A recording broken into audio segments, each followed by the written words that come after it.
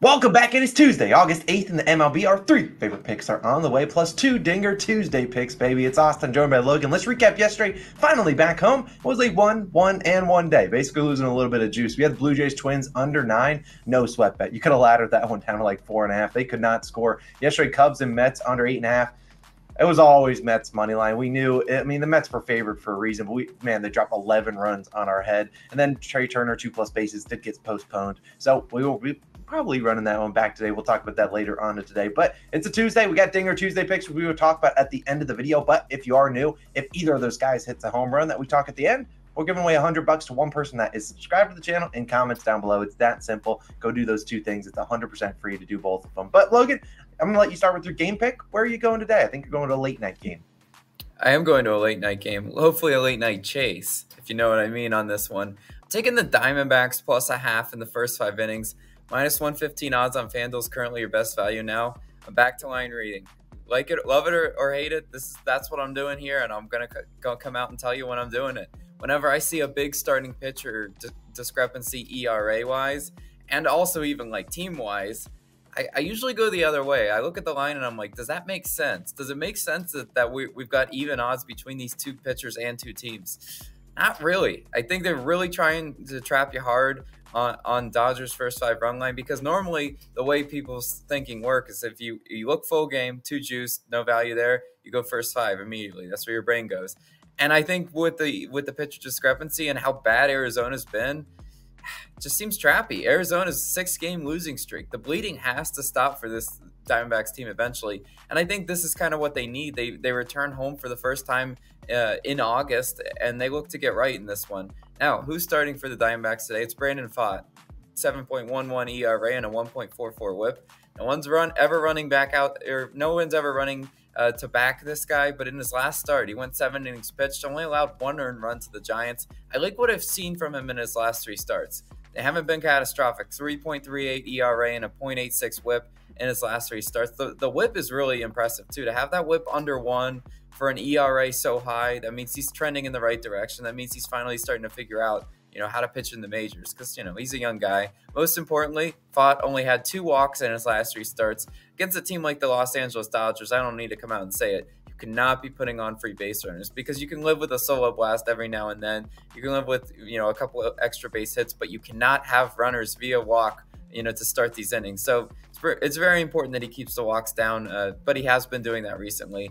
I mean, in the Dodgers, we look at them hitting 296 in their last 3 games. Yes, we know they're an absolute juggernaut. Coming off a beatdown of the Padres, this spot just seems so trappy for people betting the Dodgers. You just saw what they just did, and now you're like, oh, they should easily handle the Diamondbacks. Well, I'm just going to come out and say it. Last year, the books were sharp on lines like this. I'm testing the books to see if they're sharp on this one, because you know what, it doesn't make sense to me that they would be even odds. So I do think they expect Brandon Pfaadt to pitch well, and I do too. Now, who's starting for the Dodgers today? It's Julio Urias, 4.69 ERA and a 1.18 WHIP for Urias. He hasn't been the best pitcher this year. He's been really up and down. In his last start versus the Diamondbacks, 6 innings pitched, 2 earned runs back in May. Urias' last 3 starts, 0, 3, 8 earned runs. Kind of see he's been all over the place. The 8 earned runs was to the Orioles, and when this Diamondbacks offense is clicking, they should easily be able to get up 3+ earned runs on Urias. Like it's not that tall of a task, to get. He's one of those sort of, I classify him as erratic pitchers, because when he's missing his spots, that's when Urias gets hit hard, and I don't mind fading this guy at all. During August, Arizona hitting 262 against lefties, and at home, Arizona's hitting 265 against lefties on the year. So they're a decent offense against left-handed pitchers today. Yes, they're going to have their work cut out, today, because they have to turn around the ship. The Arizona offense is just post All-Star break, it's been brutal. And I don't even need to tell the Diamondbacks fans that, but I trust them to bring the bats today and to give Pfaadt some run support after 5. You got to remember, guys, on the first 5 run line, a tie through 5 innings is also a win. So I do like multiple pathways to victory. I think the Diamondbacks come out and are competitive in this one, and through 5 innings, I definitely think they should cover the +0.5 run line. But Austin, what are you going with today? Yeah, I'm going back to the scene of the crime where we took an under yesterday in City Field and we got wronged. I'm not taking an under today. I'm in fact going to the away team, taking the Cubs -1.5 full game, +120 on BetMGM, getting pretty solid value across the board here. I don't expect this value to maybe change, probably get to +110 or so by first pitch. But let's talk about this one because this is as much backing the Cubs starter as well as, fading the Mets starter. And I considered the Mets team total under 4.5, but that's way too juiced. I don't want to give out a -140 pick. So I'd rather ask the Cubs to win by 2 and ask their offense to show up. And you look at yesterday, the Cubs offense didn't show up, only 2 runs. But the Mets, 11 runs, just right on our head. They went out there and you saw Pete Alonso have 6 RBIs.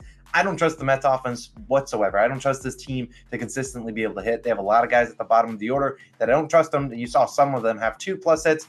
I don't see that happening today. And I just think this is going to be a game the Cubs get right back to where they were previous to that last game yesterday. But let's talk about Jameson Taillon, who's been pretty good post All-Star break. When you look at his numbers on the year, 5.36 ERA and 1.40 whip, leave a lot to be desired. But on the road, he's been better all year, 4.28 ERA and a 1.12 whip, allowing just a 201 batting average at Wrigley Field. At home, obviously, for him, he's talking like a 300 batting average. So I like backing him on the road, and the Cubs have covered actually this -1.5 in all of his last 5 starts. So let's make that 6 straight in a row. And he's been solid recently. He's going to give up some base runners here and there, but what happens with Taillon, you need to get those hits with runners in scoring position. Yesterday, the Mets were able to do it, but over the last, couple weeks and really all season long, they've been unable to get those consistently timely hits. And I just don't know if they're going to score a lot of runs today. And you look at on the other side for the Cubs, they're going to be facing a guy like Carlos Cookie Carrasco, and he's been stinking up the joint. 6.60 ERA and a 1.65 whip. His last couple starts, 4, 5, 6, and 6 earned runs. So he's really been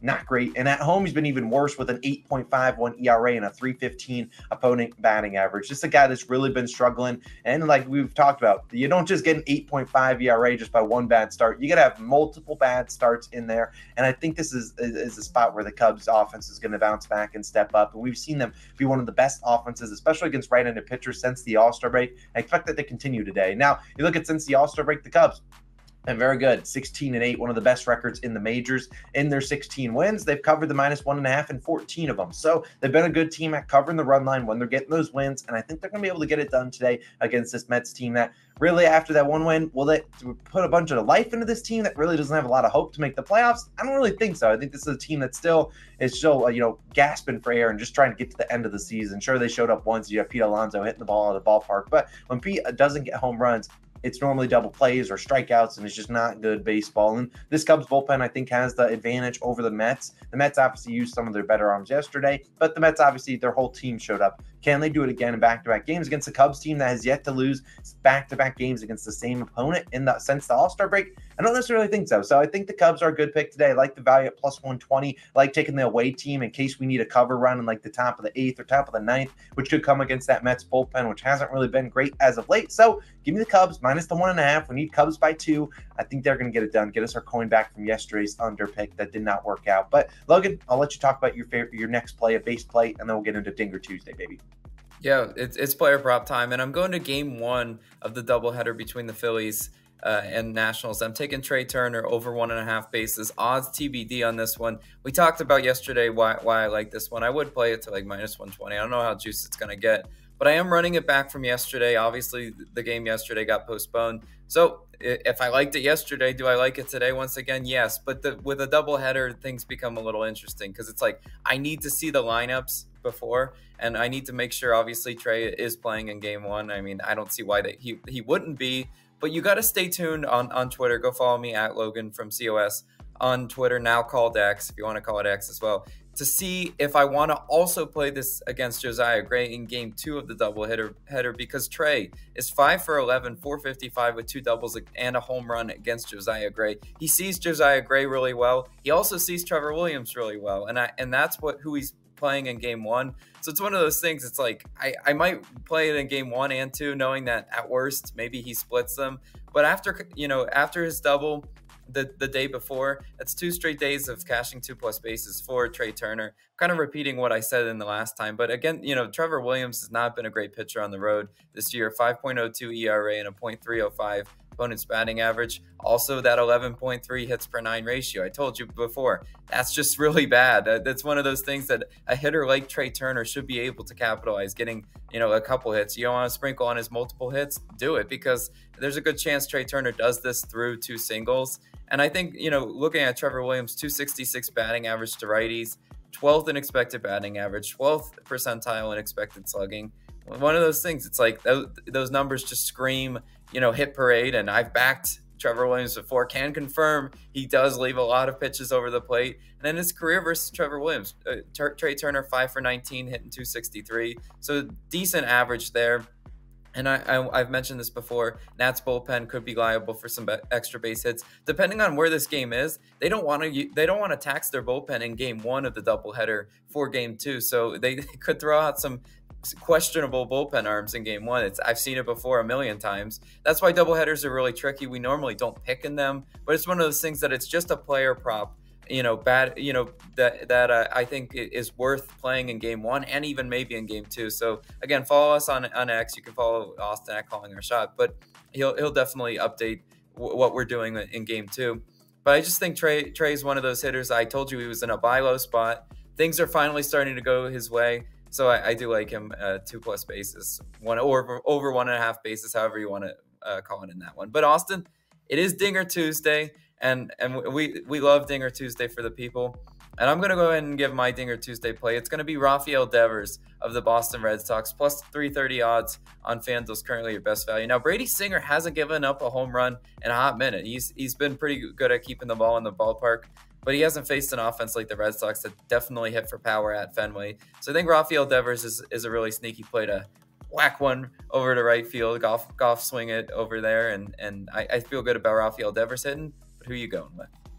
Yeah, I mean, I love that pick too. If you don't know what Dinger Tuesday is, it is a FanDuel promo where you put $25 on, one person in each game if you want to, just $25 in general on one guy. And for every home run in that game, you get $5 back. So I think you're targeting a great one with the Royals and Red Sox. There should be some home runs there. I'm going to a game that I expect some home runs and firepower as well. It's going to be a guy by the name of Matt Olson, who almost leads the league in homers. He's plus 285 on FanDuel, going up against Mitch Keller. He doesn't have a ton of plate appearances against Keller. I think only 2, but one of them was a double, so we'll take that. He hit it obviously pretty hard. You also look at Keller, really been struggling. 13 of his 18 home runs that he's allowed have been to lefties. So Matt Olson is a lefty. We know how talented this Braves offense is. So we could see Olson get 5+ plate appearances today. That should be another high-scoring game. We know other guys on the Braves can hit homers and get back a little bit of that $25 we're putting on Matt Olson, but we obviously don't track these towards a record. But like I said, if either one of them hits a home run, Rafael Devers or Matt Olson, giving away $100 to one person that's subscribed and comments on the channel. Maybe comment your favorite home run play as well. But Logan, that's going to wrap it up. We don't have any nerfies. We considered a couple that we like, but we're going to wait until one that we absolutely love before we just throw out a nerfie and just want to wave the flags and hopefully get a winner. But 3 picks. We'll update you on the odds for Trey Turner in the pinned comment section down below. It will be for game 1. And if we do end up playing it for game 2, make sure you follow us on Twitter and we'll let you guys know. But we'll see how Trey Turner does in game 1 first before we do that. But let's have a great day. Let's have a great Tuesday. Let's cash some dinger plays. And we'll be back on Wednesday for some more picks. We'll see you guys then. Peace.